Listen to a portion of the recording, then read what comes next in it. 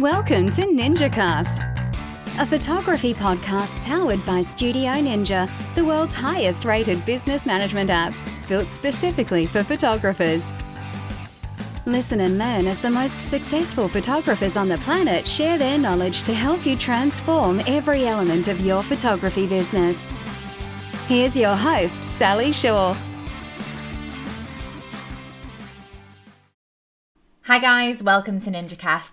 Today I'm joined by the lovely Melissa Love of the Design Space. I'm really excited to have Melissa on the show. She is the queen of websites and marketing, and she's going to give you guys some incredible knowledge to go away with. Let's get started. Hi Melissa, how are you? I'm good. Hello. It's lovely to see you. Me too. It's been so long. I'm really excited for our listeners for you to impart all your knowledge for everybody today. It's going to be a good one. Yeah, happy to be here. Amazing. So for our listeners that might not know who you are, Melissa, although I'm pretty sure a lot of them will, can you give us a little bit of background about yourself, your career, your journey so far? Yeah, sure. So I'm Melissa Love. My business that you've probably heard of is the Design Space. And we've actually just celebrated our 7th birthday. So we do beautiful WordPress templates, mostly for photographers and other creative businesses. And I also have a membership called the Marketing Fix, which helps people, once they've built their beautiful site, they can come and learn how to use it properly to set up a proper marketing strategy. But before that, I was a web designer for kind of 5 years before that, doing one-to-one, and I kind of got pulled into the photography niche. So this is probably, how old is my daughter? So I guess this is my 13th year. Wow. That's flown in business, working kind of pretty much exclusively inside the photography kind of world. And why kind of the photography world that you went for? I mean, I guess every business needs a website, right? You know, every company needs that kind of platform. So what pulled you to photographers? It was completely random. I actually was working for any business. So the first website I ever did was a funeral director's. The next one was a pet shop. And I was charging, £300. I thought I'd hit the big time. I was like, look at me pulling in the big money. And my best friend from university, who is a lady called Jazam Parfar, who was a photographer at the time. In fact, I just saw her last night, but she's still my best friend. So she came and she was becoming a wedding photographer, and she said, I've got this terrible website. Some guy in America did it for me, charged me $5,000. It's awful, and it was awful. Can you fix it? So I fixed her site, and she said, you know what? I'm on a training course called Bespoke with Aspire, photography training. Yeah. Can I tell them all about you? So the next thing I know, I kind of got invited up there to become a trainer at Aspire. So I did a few websites for photographers, and that was it really. Boom. It was kind of, there was no turning back from that. So it was a sheer kind of twist of fate. But I do love photography myself. So I was really happy to be in a niche where I understood what photographers needed. And, obviously nearly 15 years later, it's great to be a specialist in a niche because, and I think this does prove the power of kind of niching down, in that I've always, pretty much always had a waiting list because people are prepared to wait to work with the specialist, even if it's going to cost them more money. So yeah, I'm a big firm believer in niching down and being a specialist. Absolutely. We as photographers grabbed you and never let you go. Yeah, that's it. But I was very willing.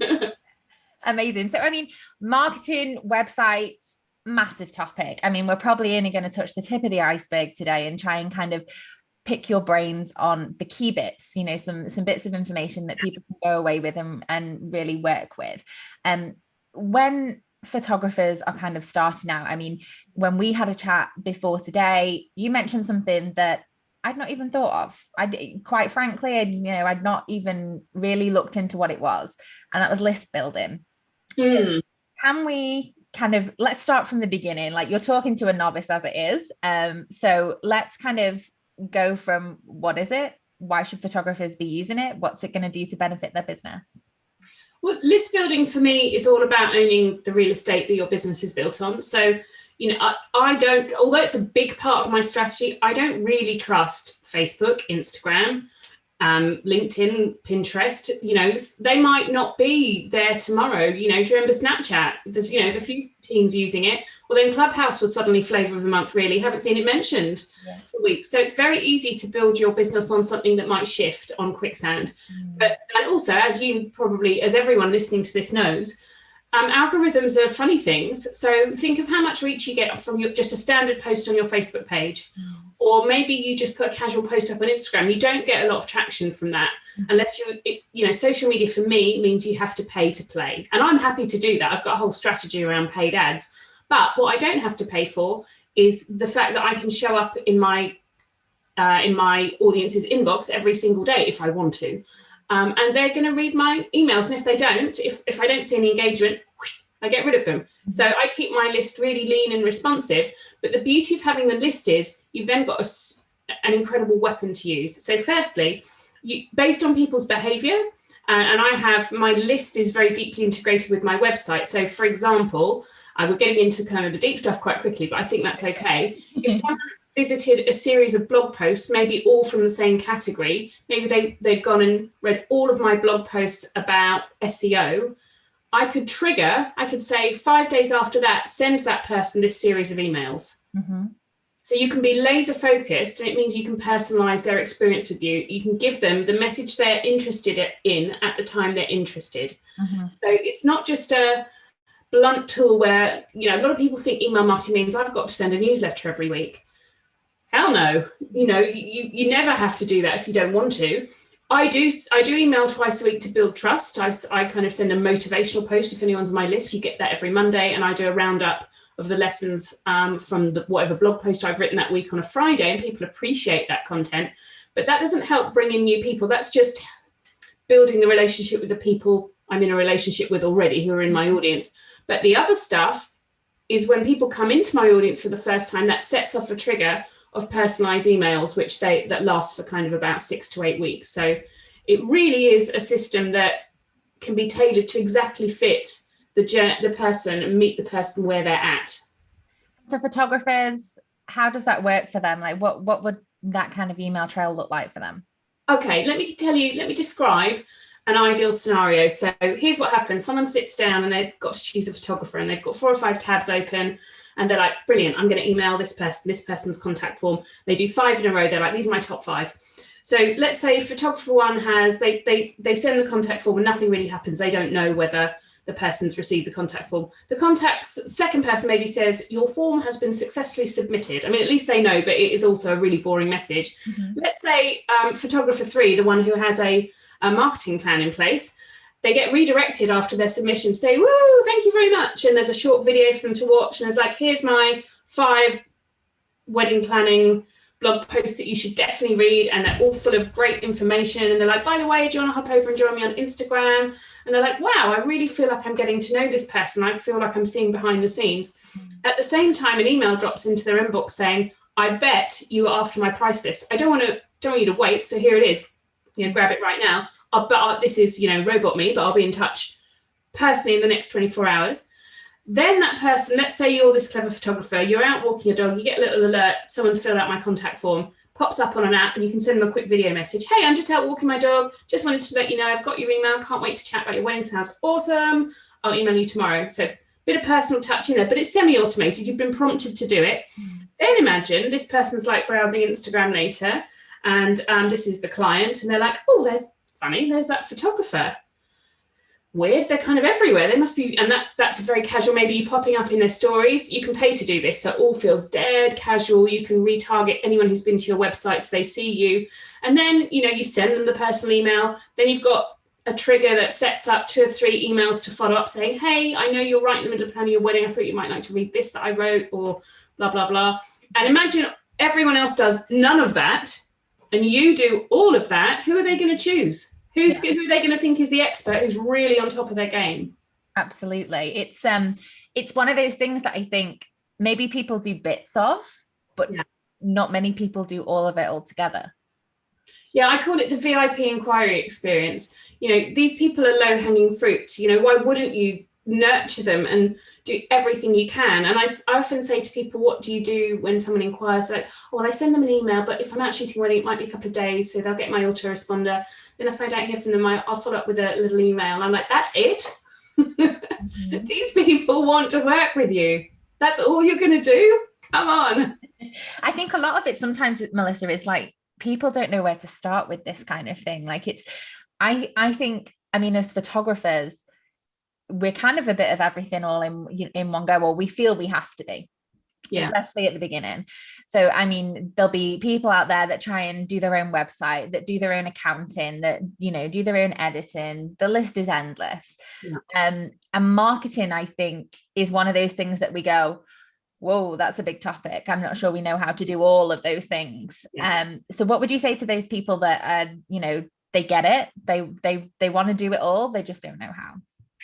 Well, the first thing that I get when people join my membership, they go through what I call the business blueprint. So they work through their ideal client. They have to go and do some what I call emotion-based research. I send them off to survey their audience in detail with these very emotional questions, so we can really get to the heart, of the roadblocks that their potential clients might be experiencing. And what this does is spits out this whole bank of language that you can just dip into and use and drop into emails and captions. And from there, that we analyze their results, and we kind of work out what are the top 3 pillars of things that people need to have sold for them before they can book with you. And those 3 pillars become their kind of golden pillars, and you can then use them for everything. Your website must deal with these golden pillars. Every single caption you ever put on social media must relate to one of these golden pillars. And what that does is create a feeling that positions you entirely as the expert. So we do this work first, so people are super clear on their messaging. They understand the journey their customer's going to go through. They've done the research, so they've got the language and the understanding to know the pillars that they need to talk about in their marketing. And only then then they move on to building this perfect VIP inquiry experience. That's just the first bit, because, you know, the VIP, it's creating that feeling that you're gently surrounding people with your expertise without overwhelming them. That's a brilliant little introduction to list building, to integrating a form into your website that's going to act as the trigger, to setting up a simple retargeting campaign in Facebook. So that's what I use that's like the foundation of what I teach people in the first 3 months. Do your research, get your messaging, get clear on your messaging, then implement some basic systems, get your hands dirty with something easy. But why not make it this incredible VIP experience? Why not create that as a way to get familiar with some of these marketing techniques? Then once you've done that, then we can start to build out a more elaborate kind of funnel to bring new leads in. But if you're not nurturing your existing ones brilliantly, you know, you need that foundation in place before you can move on to more advanced marketing techniques. Absolutely. I mean, you touched on Facebook ads a little bit there. That's a scary subject for a lot of people. I mean, I think, you know, we use Facebook day in, day out. You know, people probably spend hours a day on Facebook, especially, you know, as a business. Facebook ads is a whole different kettle of fish, isn't it? I mean, for people that have never touched Facebook ads, I think you go into that and you just go, where do I even begin? So what are your top tips for utilizing Facebook ads, how to get started with them? Well, the first thing is, most people's experience of Facebook ads is quite negative. You'll be tempted to boost a post because Facebook and Instagram are always tempting you. This post is performing better than 90% of your other posts. Want to boost it? You're like, hell yeah, I'll stick a tenner on that. It's just like burns up in seconds. You don't really get any results. It's not measurable. And you just think, wow, that was a waste of time. That didn't really work. That's because you're not giving Facebook enough information. So they're taking an educated guess at what might work. Sometimes you might get lucky and it works. Mostly it won't. So that's fair enough. That's their job, is to sell advertising space to you. What you have got, though, in your business, and this is where I'd start with 2 things. So what we want to do with Facebook ads is have certainty. So what is certain is you know exactly who visits your website, because you can put the Facebook pixel in there to track them. So that's easy. So an easy one where you can say, Facebook, see all the people visiting my website, show them this, right? That's easy. That's a sure thing. Yeah. And you can just show them something that is kind of relationship building. So you might show them a behind the scenes video of you doing a shoot, or something where they're going to go, wow, that person really knows what they're doing. Or you might redirect them to a blog post. It doesn't have to even look like an ad. It just might be you talking to camera popping up in their stories. But that's an easy win. And I think that gives people confidence that the right people and only the right people are seeing what you want them to see. So that kind of retargeting is a great way to get started and boost your confidence. The second thing is you have to help Facebook by giving it the right information. So if you can say to Facebook, see all of the people, my best behaving clients, let's say, if you've got a list of everyone who's ever booked or inquired with you, you can take that list and you can feed it into Facebook and you say, Facebook, can you go and find me people who aren't these people but who look like them? So the better the data you put into Facebook, the better results you'll get. So as time goes on, for me, I've got quite a big list, so I'm constantly feeding little pots of people into Facebook, like everyone who's purchased a template in the last year. That's a little audience I'm going to create and send something to. Everybody who's ever done this, people who've ever read this kind of blog post. I've got all these little audiences. Plus, you guys have also, everyone's got people who've interacted with your Instagram in the last 180 days, or people who've interacted with your Facebook page. And the key thing is not visited, but you can choose interacted with. So people who have been taking action already are more likely to take action. So when you start to layer up these little audiences of real data, that's when you start to get traction. If you create these lovely little pots of people that Facebook can use as a springboard. If you just leave Facebook to it, they're going to go on, whatever data they can scrape, but if you haven't created that data intentionally. Yeah. So I guess all this kind of leads through, or is part of a funnel, really, isn't it? You're starting to kind of narrow people down to the point where you've got a really strong list of people that you call your audience. So, I mean, photographers, I don't know many photographers that use a funnel, I don't think, or that actively have one that they believe is really strong and that brings them in business. A lot of the time, when I talk to friends in the industry or other people that I know, and we talk about where leads come from, it's word of mouth, it's referrals, it's Instagram, in terms of just Instagram inquiries. So where can people kind of start with a funnel? Why should photographers be utilizing one? Well, I think the word funnel just sounds really daunting. So the way I try and kind of explain it to people is that what most people do, I'll say, what's your kind of marketing strategy? I go, well, I post a lot on Instagram. I'm like, that's nice, but that doesn't sound like a strategy. Yeah. And what you do when you're just posting on social media is, firstly, most people don't post with intent. They'll say, here's a lovely picture of this awesome wedding I shot. Everyone was really nice. How cool is the dress? And there's no real strategy behind the post. It doesn't achieve anything. It doesn't speak to one of those three kind of emotional pillars. Yeah. So, if you, and let me give you an example. Somebody might be thinking one of their key kind of stumbling blocks or things that they need to know before they book with you, they might want to know that you're going to not miss any shots. You're going to be the photographer who nails all the important shots.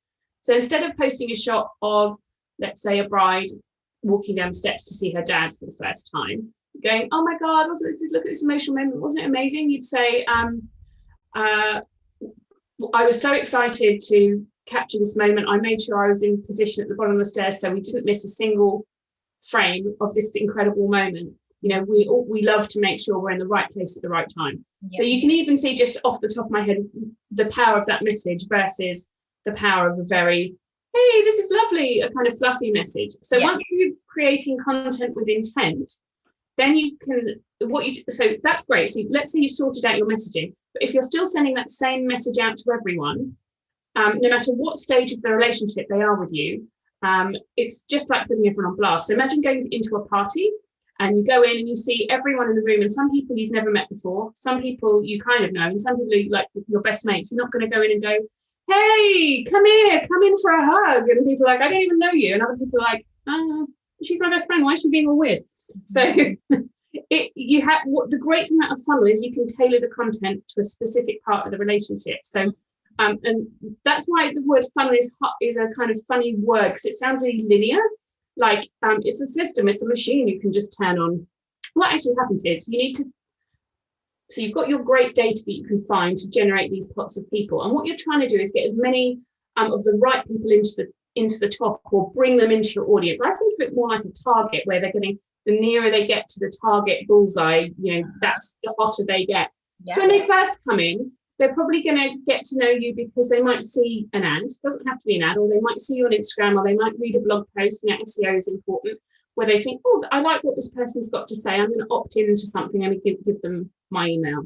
And, there's a whole strategy around what is going to make someone give you their email. But, those people are going to get nurtured till they're a bit warmer. And in that warm phase where they're milling around in your audience, maybe they've joined your Facebook group or they follow you on social media, they're getting some emails from you that are just saying, hey, have you thought about this when you're planning your wedding or your family shoot, whatever it is.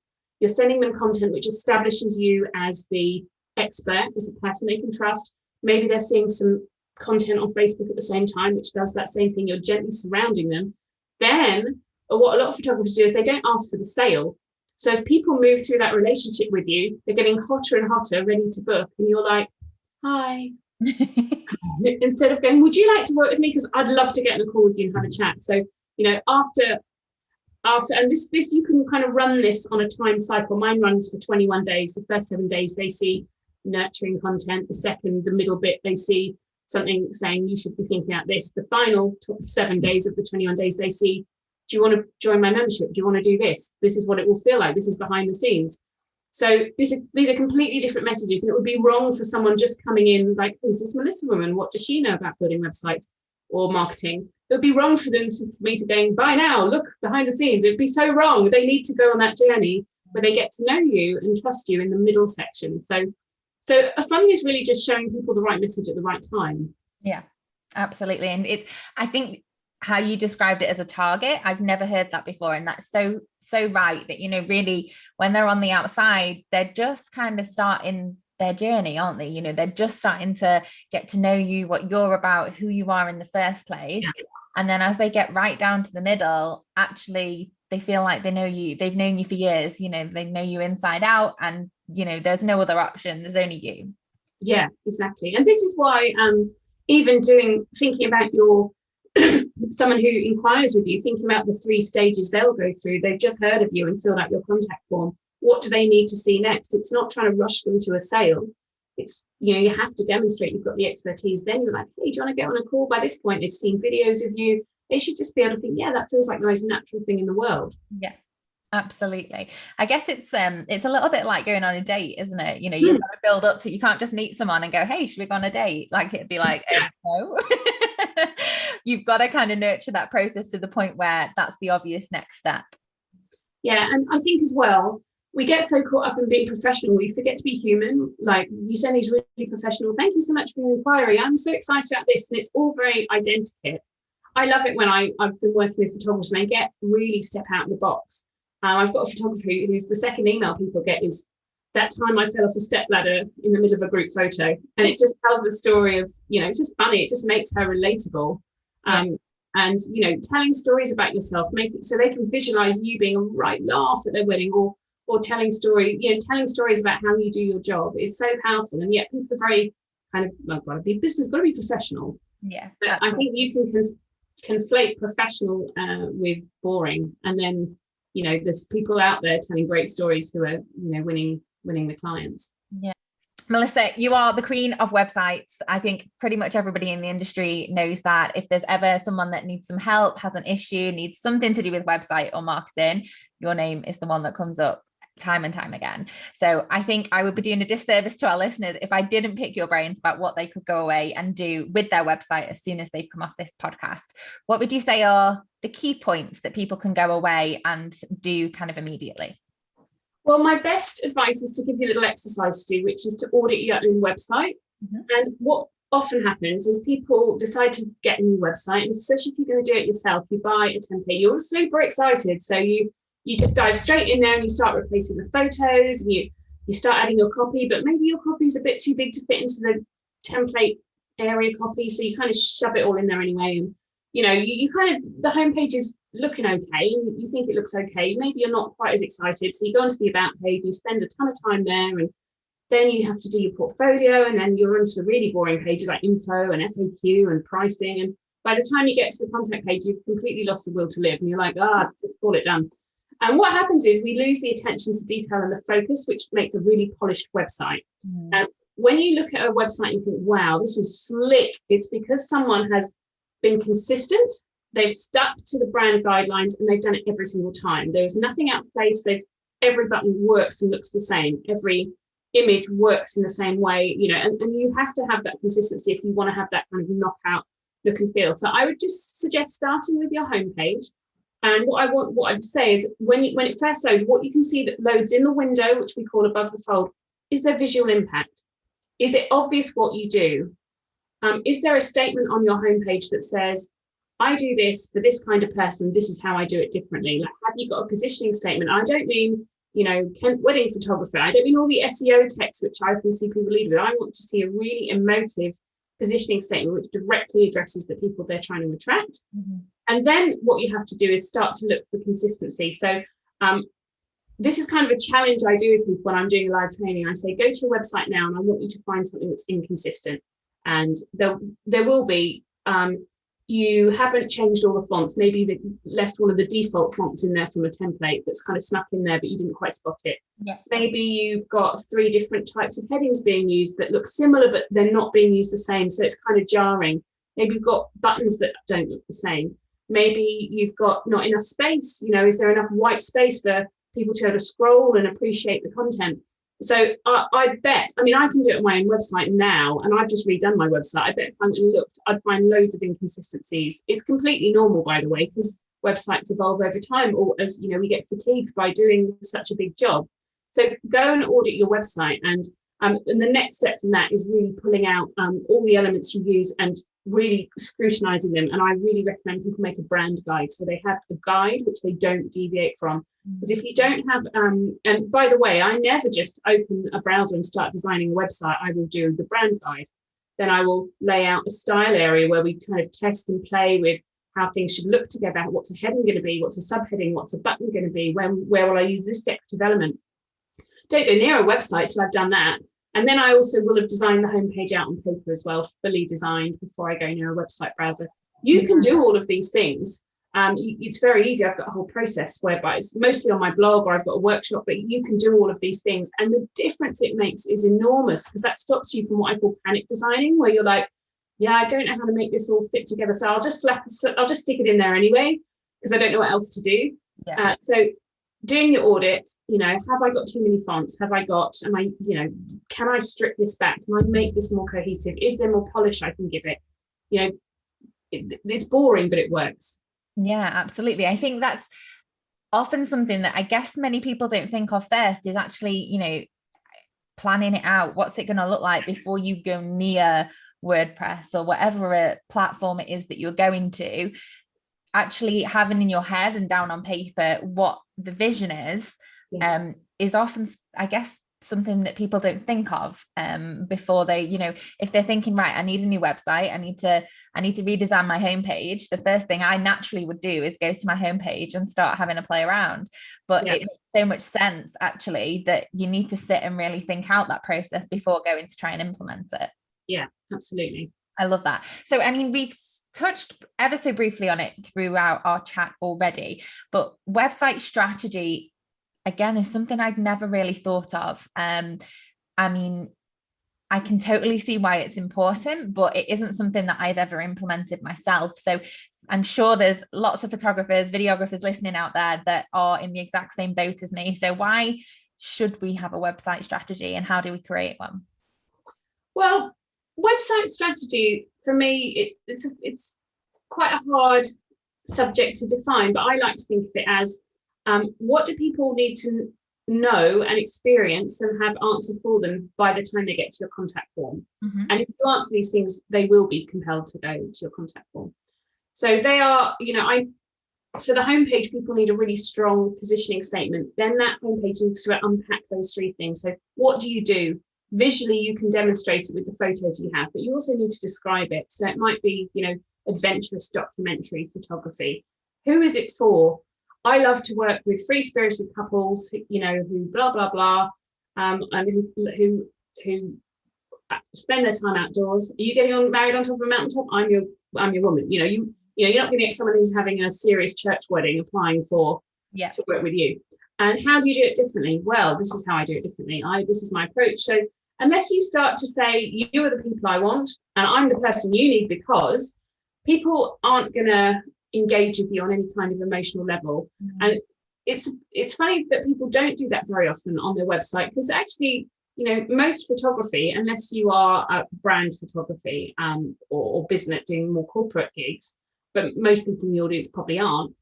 These are really emotive times, whether it's a family shoot or a wedding shoot. So you need to get down onto that emotional level. No amount of keyword stuffed text is going to create that kind of, that little, I think this person's making me feel really excited. Yeah. Obviously, you've got to be able to back it up with great photos, but you know, that needs to be on there. And then the other questions, you need to go off and do some research so you really understand what people's roadblocks are, and you have to 100% address them. You know, and if one of the roadblocks is, you know, I'm worried that the photography is going to be too expensive, you have to address it. You have to then talk about how you provide value, and you know what value it will be to them in future years, or whatever it is that's your angle on the subject. So whether it's they're worried about being in front of the camera, or are their kids going to behave, that's what you create your content around.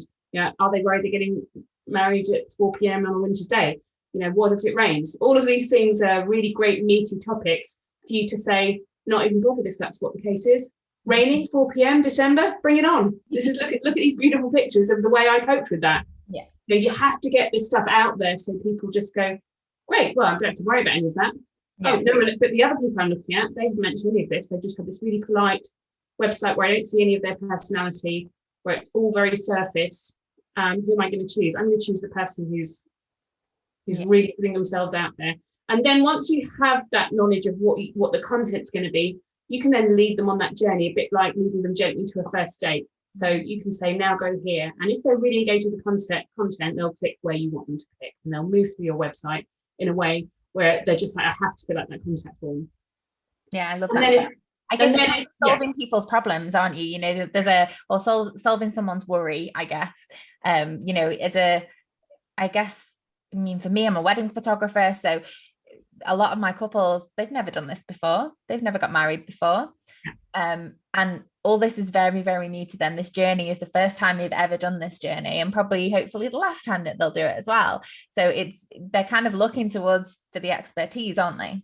Yeah, and it's interesting you say the word journey. If you've ever heard of Story Brand by Donald Miller, it's a great marketing book, but he talks about it's the hero's journey, but you're not the hero, they are. You know, they're the star of the show. You're just the trusted guide who extends a hand and helps them avoid the pitfalls. Yeah, that's when, you know, if you think, I don't want people to think I need to be all me. She's saying I need to be the expert. You're not going me. You're going you. You're going to look amazing, and you're going to enjoy this because I'm going to help you avoid these pitfalls. Yeah. But they're still the hero on their journey. You're just helping them get where they want. I love that. I've not heard that before. That's fantastic. Yeah, because otherwise you're like, hey, look at me, I'm a rock star photographer, and it's all going to be about me. You know, we don't want that. We want them to feel that they're going to shine brighter because you are there helping them do that. Absolutely. So Melissa, tell us a little bit more about the design space, your workshops, the marketing fix. Let's dive deep. Yeah, sure. So I'll tell you how it all fits together, or it's almost how it came apart. So when I was working with photographers just building their websites, I mean, it's great. The more successful you become, you put your prices up. And I had quite a long waiting list. So I remember people coming to me, and I was charging, I still do charge like £5,000, £6,000 for a custom website. But there were people who were just starting out going, I really want to book you. And I'm like, I don't think you're ready. This doesn't feel right. I don't want to take your money because your style's going to evolve. Your brand is going to evolve. Why don't you go and do that? Like, but what should I do in the meantime? I was like, I don't know. I can't, there's nothing I can really recommend. Mm-hmm. So I thought, I know, I'm going to build some templates. Then I've got something I can recommend that they should go and do. So that's when we launched the design space. And after about a year, I thought, well, this is all great, but people are like, well, how do I do this? They were confused about how to use the template to build a good website. So I was like, I know, I'll build a course. So that's great. So now people are buying the templates and building beautiful sites by following the course. And then they're like, now what do we do? And I'm like, no one knows how to market their business using their website. So that's when we launched the marketing fix, which we rolled up the course and everything into the marketing fix. And it's probably the thing I'm the most proud of doing. It's an amazing community. And there's probably about 400 or 500 members, but it's really intimate. I meet every single person, and I know where they are in their business journey. I help them do their kind of fleshed out their first 3 to 6 months. But we have kind of all the core courses, like the VIP inquiry experience, or we've got the build your own website course. We've got courses for all sorts of things, the business blueprint, lots and lots of different things. So you can dive into those as and when you need them. But we have a visiting expert, and this is kind of like crowdfunding. Like, I get people in who I couldn't personally afford to hire, but together we can get them in. So we've got someone coming in who's the queen of Instagram Reels tomorrow to do a live training. We do it every month, and these people are just incredible people. And I go off and look constantly, and I ask the members what they want to do next in the next 6 months, and plan out the schedule. But we also have a weekly co-working session. So for 3 hours, we're all on camera working. And if someone's stuck, and this is where the magic is. I say, you set aside those 3 hours every week for me. I can take you into a side room on Zoom and get you unstuck. If you do 3 hours of work on your marketing every week, you're going to fly. Yeah. And that's the mechanism that unlocks. You know, you can get help, you can get one-to-one, but you're protecting that time. You're doing it. Plus, you've got all the other events to dip in and out of. And that's what it is, really. So we map out your path, and I'm kind of on your case to make sure you do it. I love it. I think marketing is, although so integral to a business, it's often the one thing in the business that people go, do that next week. I'll do that tomorrow, and tomorrow never comes, and it always just gets left and left and left. And I think quite often that's because people just kind of dread the task because they don't have the knowledge, the support, the help to do that. So what you're providing there takes all of that away, doesn't it? Well, also, to get one thing achieved, a marketing like chunk of work, it often requires several different things, like a little bit of technical knowledge about how to integrate something into something else. And maybe you need some design skills, and then you're not sure what the wording should be or what the actual strategy is. Like, it can be a combination of things, and that's when people get overwhelmed and go, do you know what, I'll just leave this. It's actually too difficult. So what we do is I say, well, here's the step-by-step. Here's the template that you can download from Canva and execute it. Here's what you should write in it. This is why you're doing it. And if you get stuck, you come and see me on Tuesday and we'll sort this out. Mm-hmm. So suddenly people are like, I've got it. I've broken it down into the 3 parts. I've got the tools to speed this up. Yeah, I can do it now. And it's just unlocking those little pain points. We try and make everything easier. Like, if it would be easier if people have a template, I make a template. So it's that kind of detail that kind of stops people going, it's too hard. Definitely one of those topics, isn't it, where people just go, oh no, had enough, can't do that. Yeah. I'm definitely guilty, 100%. So Melissa, if you could start your career all over again, is there anything you'd do differently? Well, yes, I would be a bit braver, but also there's 3 things I think you need to really succeed in scaling your business. And I wish I'd done them earlier. The first thing is you need to put yourself in an environment which really normalizes success. And I think a lot of us get caught working at home on our own thinking, is this a thing? Should I do this? Is this right? Don't have anyone to bounce ideas off. And you don't see anyone around you succeeding as well. So obviously I've got the membership, but I'm in another membership too. I put myself in other, I have a coach. I'm in a coaching program. I'm in 2 actually, because I'm really believing in investing in my business. Yeah. The second thing is you need people who are on the journey with you. So I have kind of 3 or 4, I call my business best friends, who we talk on, we message all day. What do you think of it? Is this price right? What do you think about this? Have you tried that? And I run everything by them. They're like, I can say, this failed, this was an absolute disaster, or this was great. What do you think? So you need those people who you trust. And then you also need people who are ahead of the game. Like, why do things the hard way? I spent 5 years flailing around in the wilderness before I went to my first mastermind and met a group of people who were 3 years ahead of me who say, don't use that tool, use this one. Don't do that, do this. Why are you doing that? Don't do that. Mm-hmm. So it was great. Like, I kind of unlocked this, wow, there's people who are succeeding wildly. So, I want to be in that environment. They are using these tools, they're using this strategy. Why would I try and invent something myself? Mm. And, and then I kind of gathered my little gang of kind of business best friends. And those are the 3 things that you need. And I wish I'd done all of that earlier. So I wasted 5 years, so you don't have to. I love that. That's fantastic. If there's a final piece of advice that you could give to our listeners, something that made a big difference in your personal life, your business life, what would it be? That's such a great question. It's a hard one, isn't it? It is a hard one. Do you know what? I think something happened to me when I didn't always do this job. Before that, I was running, bizarrely, an organic box scheme. And this is kind of a longer story, but cut to the chase. It was absolutely an epic disaster. We lost £30,000, a lot of money. Oh my God. I know. And at the time, I now think, what if that business had just succeeded moderately? I'd probably still be in it doing something I didn't really enjoy, but thinking this is what I should do. Yeah. So from that, I then started my current business, and I was so desperate to make it work. It was a really hard time, but from hard things, sometimes great things come. So my biggest piece of advice is, if you feel you're under pressure, sometimes that's okay. Because from it, something wonderful can come, and ask yourself, should I keep on this safe track and not take a risk and not try and grow my business? A lot of people, even in the membership, tipped up to the edge of launching something new or trying something different and going, oh no. Yeah. Scary.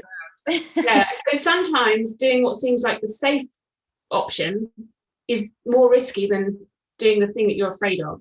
So I'm not a big, huge risk taker, but I think there's ways of mitigating the risk by kind of getting advice from people who are on the same journey, from people ahead of you. So it doesn't feel so scary. You think, actually, I can do this. Yeah. So my biggest piece of advice really would be to just get with people who know what they're doing and who want to do the same things as you do.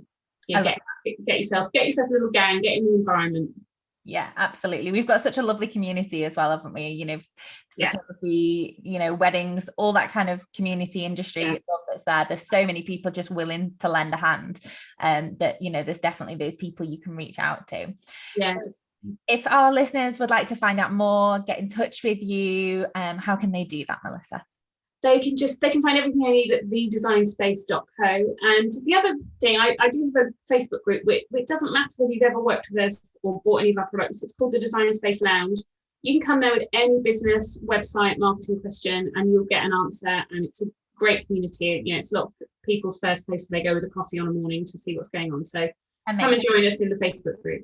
Amazing. I love that. Well, thank you so much again for your time. It's been such a pleasure chatting with you and really picking your brains on everything we could possibly need to know with marketing and websites. So thank you so much again, and hopefully I'll catch you soon. Yeah. See you soon, Sally. Bye. Bye. Okay, guys, that's everything from me today. Thank you so much again to Melissa for joining us on the show. She gave you guys so much good stuff in terms of websites, funnels, branding, marketing. The list was endless. If you'd like to see the show notes, you can head to www.studioninja.co/episode 40. Please don't forget to rate us on the podcast platform that you're listening on. A little bit of love goes a very long way. I'll see you next time. Thanks for listening to this episode of NinjaCast, brought to you by Studio Ninja. Beautifully designed and super easy to use, Studio Ninja will help you manage your leads, clients, shoots, invoices, contracts, workflows, and so much more. To learn more or start your 30-day free trial, go to www.studioninja.co.